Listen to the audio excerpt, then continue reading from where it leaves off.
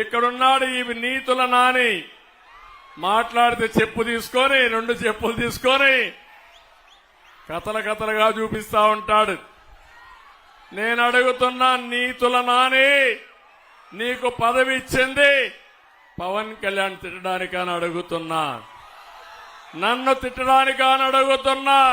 ఒక్కొక్క ప్రాంతంలో ఒక్కొక్క సైకోను తయారు చేసి మమ్మల్ని అందరినీ మానసికంగా దెబ్బతీయాలని ఆలోచిస్తున్నాడు. కానీ మేము బుల్లెట్లకే భయపడిన వాళ్ళం, వీళ్ళకి భయపడతామా తమ్ముళ్ళు అని మీకు అందరికీ చెప్తున్నా.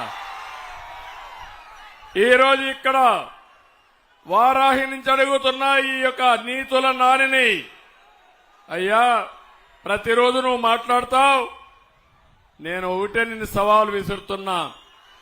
ఈ బందరికి ఏం చేశావో చెప్పే ధైర్యం నీకుందా నీతుల నాని అని సవాలు విసురుతున్నా. బందర్లో కరోనా బారిన పడినటువంటి ఏ పేషెంట్ ని అడిగినా కూడా పేర్ని కృష్ణమూర్తి సేవల గురించి ఈ రోజు కూడా మాట్లాడతారు. కరోనాలో ప్రాణాలు పోతంటే ఐసీయూ వార్డులోకి వెళ్లి అందరితో పలకరించి అందరికీ స్వాంతన మాటలు చెప్పి, మీ ఇంట్లో వాళ్ళు బయట నుంచున్నారు, వాళ్ళు ఈ కబురు చెప్పమన్నారని మీకు వీళ్ళ ఫోటోలు తీసి వాళ్ళతో మాట్లాడి వీడియో తీసి అవన్నీ కూడా వాళ్ళ కుటుంబ సభ్యులకి చూపించిదిగో మీ ఇంట్లో మీ నాన్నగారు లేకపోతే మీ భార్య గారు మీ కొడుకు ఇదిగో ఇలా మాట్లాడుతున్నాడు, ఇదిగో ఇలా ఉన్నాడు అని చెప్పి దాదాపుగా ప్రతి పేషెంట్ వాళ్ళ తాలూకాకి చూపించేవాడు. కృష్ణా జిల్లాకి దశాబ్దాలుగా కూడా కాదు శతాబ్దాలుగా కృష్ణా జిల్లా ముఖ్య కేంద్రంగా మసిలినటువంటి వెలిగినటువంటి మచిలీపట్నానికి పూర్వ వైభవాన్ని తీసుకొచ్చేటువంటి ఏ పనైనా చేసింది పేర్ని నానినే. నాడు రాజశేఖర రెడ్డి గారి హయాంలో గాని లేదా ఈనాడు జగన్మోహన్ రెడ్డి గారి నాయకత్వంలో గాని బందరికి పూర్వ వైభవాన్ని తీసుకొచ్చేటువంటి ప్రతి పని పేర్ని నాని తీసుకొచ్చాడు. కృష్ణా యూనివర్సిటీని మచిలీపట్నంలో స్థాపించటానికి గాని పేర్ని నాని కారణం. నాడు రాజశేఖర రెడ్డి గారు ఉన్నప్పుడు మచిలీపట్నంలో ప్రభుత్వ పాలిటెక్నిక్ కాలేజీని స్థాపించడానికి పేర్ని నానినే కారణం. మచిలీపట్నంలో నర్సింగ్ కాలేజీ ప్రభుత్వ నర్సింగ్ కాలేజీ ఏర్పాటుకి పేర్ని నానినే కారణం.